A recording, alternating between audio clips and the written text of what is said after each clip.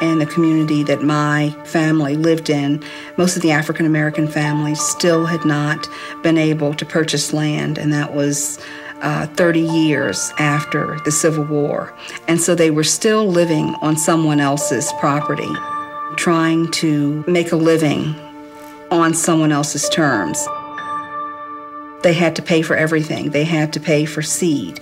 They had to pay for fertilizer. They had to pay for the use of farm animals.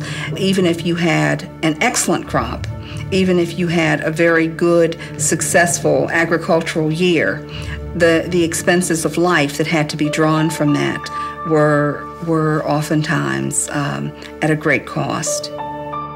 My grandfather homesteaded the 160 acres, and he farmed it until he finally could not make the payments on the land, and so he sold it and became a sharecropper.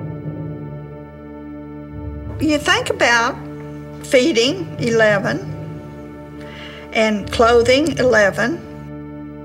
My aunt talked particular about the shoes. They all had a pair of shoes, but you only wore your shoes on special occasions or to church. Just about ever so often, we would have a hail out. And then, that wasn't good. Maybe we'd have to wear our shoes longer then and have them sold 2 or 3 times before we would get a new one. I'll tell you, money was very scarce.